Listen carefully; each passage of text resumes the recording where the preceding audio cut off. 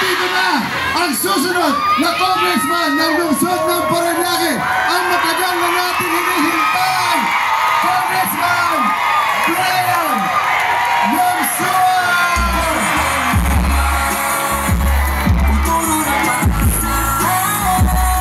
Gusto mong maproseso ang progreso, pero mawalasan.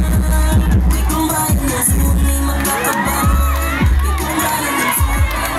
Itaas ang kamay ng gusto ng pagbabago!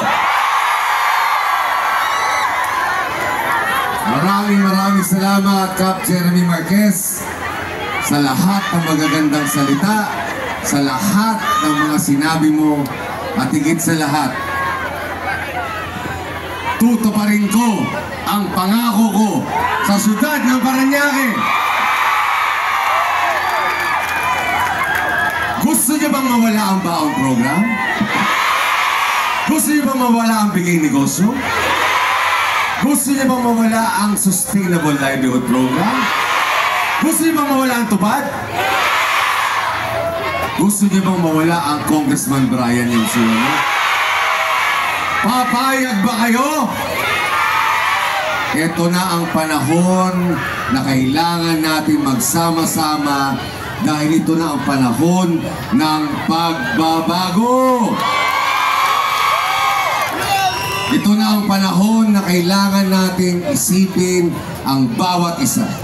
Ito na ang kailangan ng panahon na isipin natin ang kinabukasan ng ating mga mahal sa buhay. Ito na ang panahon na pasalamatan natin ang Poong May Kapal dahil dumating na ang Team Pag-asa! Muna sa lahat, pasasalamatan ko ang lahat na nagbigay lakas sa akin upang makamtan natin ang tunay na pagbabago sa syudad ng Parañaque. Hayaan niyong pasalamatan ko si Konsehala Testy Asis. Hayaan niyong pasalamatan ko siya sa lahat ng lakas na ibinigay niya sa akin, sa lahat ng mga taong ipinakilala niya sa akin upang maging malakas ang Congressman Brian Yamsua.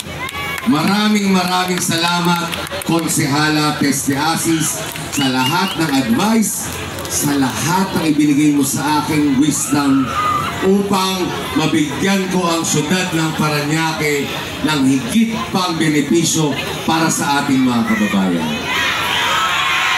Hayaan niyo rin pasalamatan ko si Coach Pinky Fabius. Siya ang kumumpleto sa aming Team Pag-asa. Siya ang nagbigay lakas sa akin sa lahat ng bagay na talagang nakatulong sa inyong lahat. Tandaan niyo tong dalawang ko.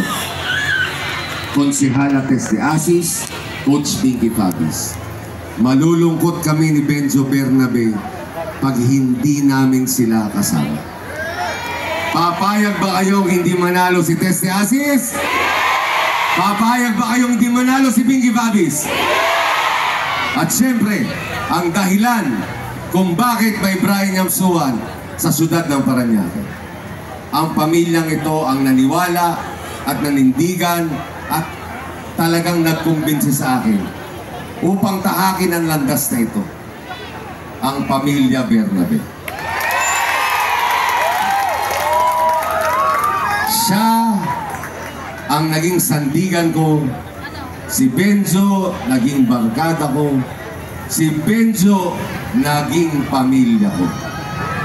Siya ang nagbigay lakas sa akin sa araw-araw upang tahakin ang landas upang tumakbo dito sa ikalawang distrito ng Parañaque.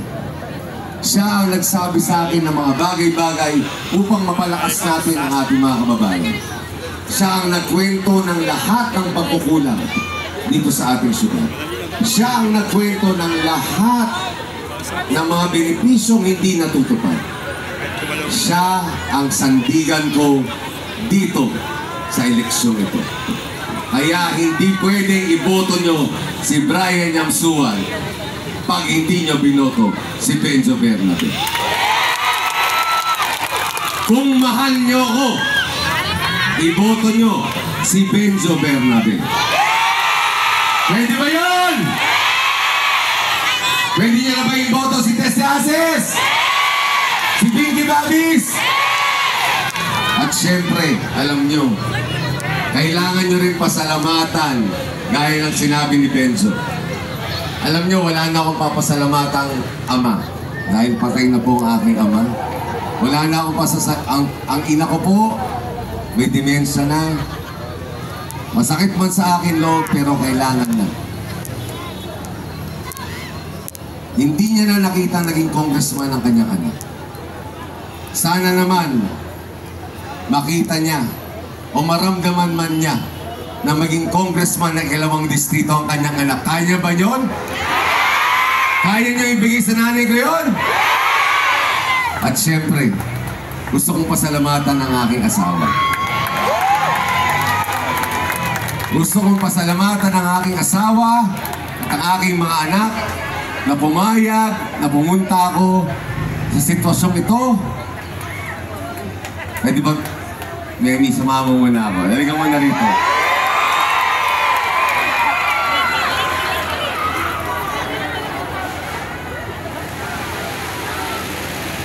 Magpasalamat kayo sa asawa ko, gaya ng sinabi ni Benzo, pumayag na ipahiram ako sa ikalawang distrito ng Parañaque. Maraming salamat.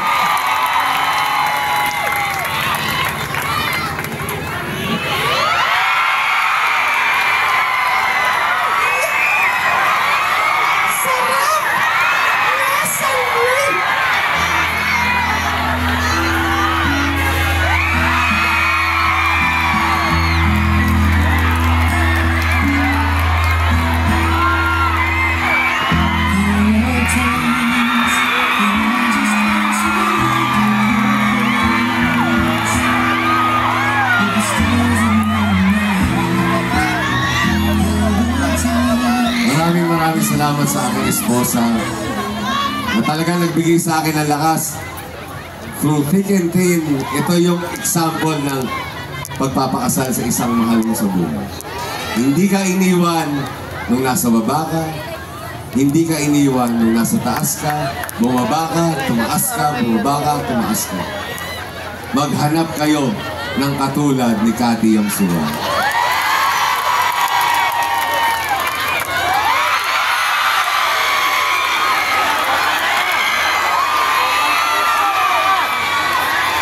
Parang teleserye na to.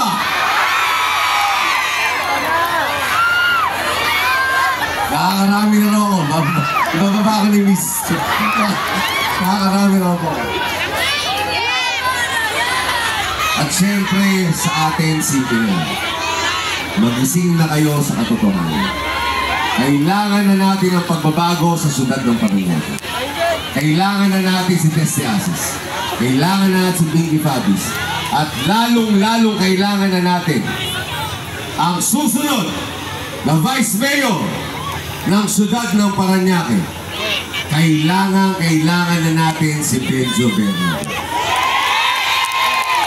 Ang Vice Mayor na makikita nyo, hindi magtatago sa inyo at lalo sa lahat, magsisilbi sa inyo. At syempre, ngayon, na nandito na tayo, magsama-sama lang po tayo. Ipakita lang po natin ang lakas natin. Ipakita natin ang pagmamahal natin sa Parañaque. Nandito na kami. May choice na kayo. Balansehin na natin ang syudad. Ibigay nyo na sa amin ang tiwala nyo dahil hindi namin sisirain. Gaya ng sinabi ni Cap Jeremy Marquez, ibinigay na namin lahat ng proyekto upang mapaganda ang Luzon na Parañaque. Ibinigay na namin ang proyekto upang mapakita sa inyo kung ano ang kaya ng isang kongresista. Kaya, andito ako para magbigay ng sapat na serbisyo, dapat na serbisyo, at serbisyong mararamdaman niyo. Kaya bilang panghuli, simple na lang. Kung akong bahala sa bayan, pwede bang kayong bahala kay Brian? Maraming salamat sa inyong lahat.